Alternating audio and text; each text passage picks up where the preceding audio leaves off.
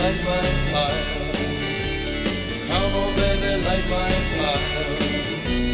Try to set the night on fire. Welcome to Book Time with Ryan. I am Ryan. You want to burn some books? No, we don't want to. Today, I'll be talking about Fahrenheit 451 by Ray Bradbury. This is the 60th anniversary edition from Simon & Schuster paperbacks. I have been holding off on reading this for quite some time. Why? I don't know. But I did.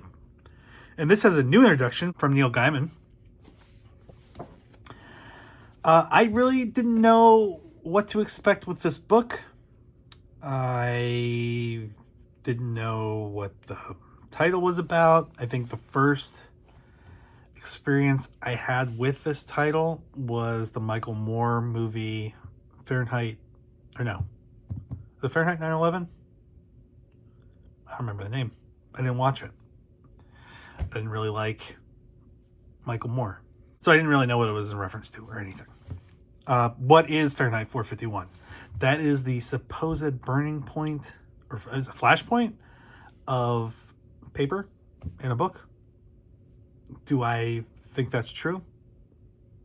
I have my doubts. That seems a little specific. That doesn't really take into consideration what kind of paper, what kind of print, the age, anything. 451 seems very specific. There's some information in the back of this book. Ray Bradbury went around to a bunch of different chemistry and physics departments in LA and asked them, and these professors didn't know. So eventually he called the fire department, and a fire chief was like, "Oh, it's 451 degrees Fahrenheit." That seems a little on the button for something like this. But that's what we went with, and it does sound cool. What is this book about? This is a futuristic, although now it's not. Since this is this is the 60th anniversary, and this was from 2013. So obviously it's 70 years now. It was, when it was written, a look into the future, and it was not a great future. In the future, in Ray Bradbury's future when this was written, there was this push to think less and feel more. Feel more happy. Except that people aren't that happy.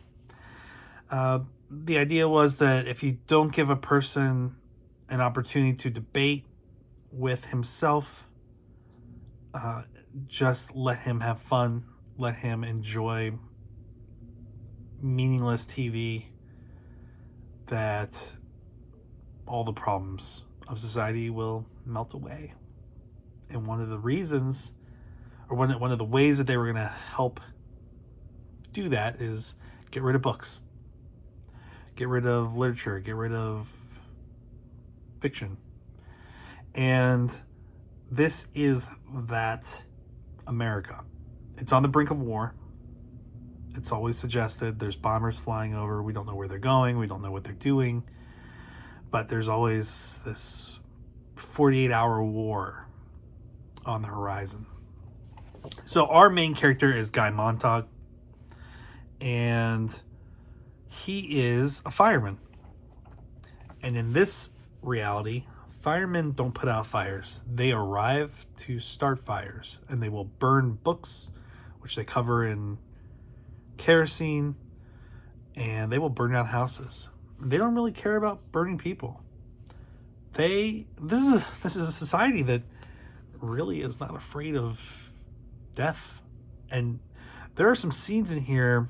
Guy's wife is named Mildred, and she talks about when she wants to just kind of forget things, going out and driving really fast, 100 miles an hour, and talking about how she likes hitting animals, including dogs, if you can find them, and what a relief that is. What a fucked up thing to do.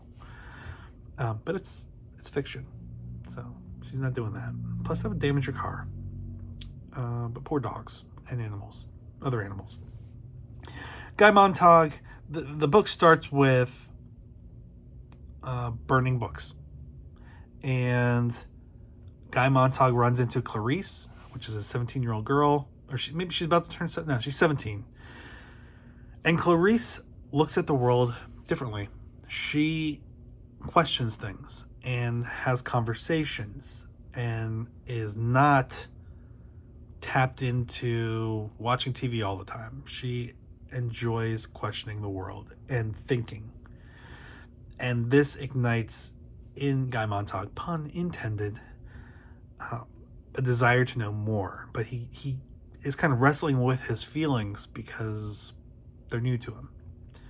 Mildred is a pill-popping woman who is rapidly approaching death in her 30s just because we don't know if she is forgetful, if she is suicidal in some way. We don't have a good feel for that.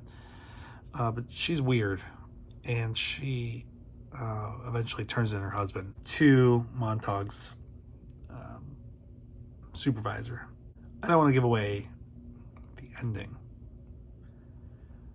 I don't want to give away too much of the ending, but war does come.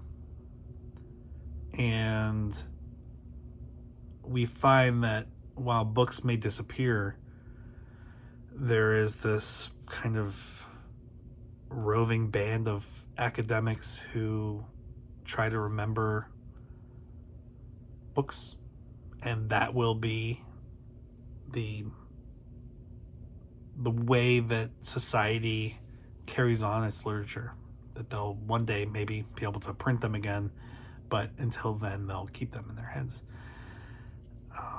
There is this kind of idea that society goes through these different cycles and destroys itself and remakes itself and destroys itself, and that books or other media help remind people the dumb things they do so they don't repeat them, even though they have. So that's a recurring theme. When I read these kinds of books, I don't know if I approach them too literal, because I wonder, this is set in America, I think after 2022. So we're doing all right. We're not here yet. That's good. Although there are some parallels now, that all the banning stuff, all that talk about not having people read things that the established political leaders don't want you to read. I thought we had already been through this, but apparently we haven't, because it's rearing its ugly head again in the United States. When I read these kinds of books, I don't know. I wish I knew more of the world in this fictional world. Is the United States alone in this approach?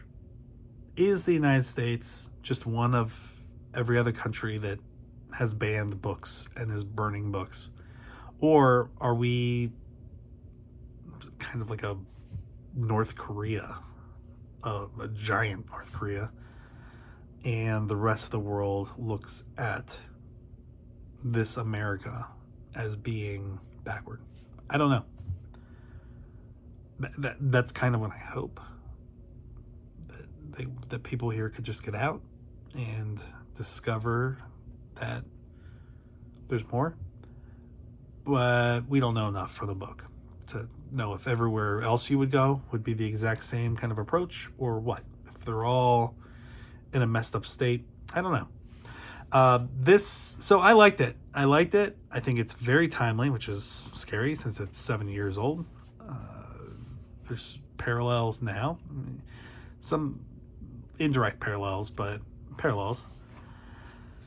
This copy was very cool because it also had other information in the back, extra information with discussions, people talking about the impact of Fahrenheit 451, this asbestos bound.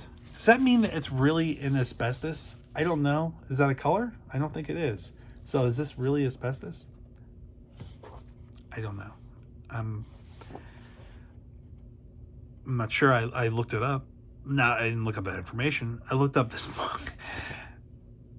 I was like, oh, I get this. There's very few of them. This was a limited to 200 signed and numbered copies. Among these first edition trade hardbound issues in October 1953. They're easily distinguished from the red cloth binding in the trade edition. Approximately 50 of these asbestos-bound copies were sold in the Los Angeles area with trade dust jackets. I looked up this copy, the asbestos. Sorry, I'm doing as best as I can. And they're like $40,000. So I will not be buying the. I'll keep an eye out for it if I get lucky one day, but I won't be looking for that. I'm just going to stick with my 60th anniversary Simon & Schuster paperbacks edition. But there's a lot of cool stuff in the back about the movie, which I will be doing a review. I haven't watched it yet. I'll do a review of the movie compared to the book.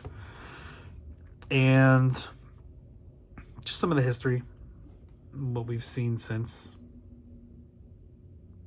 1953. So I liked it. It was a quick read. This is the story part of it is like 150 pages or so, and then all the extra material is another about 50 pages. So it's a relatively quick read, easy read, and it's very Ray Bradbury-ish. So it's this kind of mix of like sci-fi and fantasy, and it's creepy.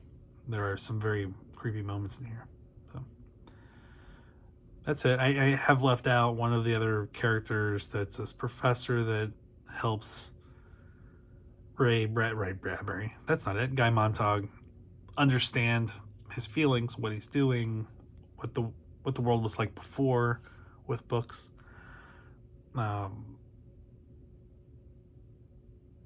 And at the end of this, there's a lot of destruction. So it's a pretty big scene. I'm looking forward to the movie. I know there are some changes in the movie. I think Mildred becomes Linda. There's a little information about the movie in the back of the book too, so I have some idea of what the changes were at least, but I don't know exactly how the movie comes out. And we will see. Thank you for being here today. Remember, I didn't light. Don't burn books. If you don't like a book, you don't have to read it, but don't try to take it away from everyone else. Have a good one. Bye.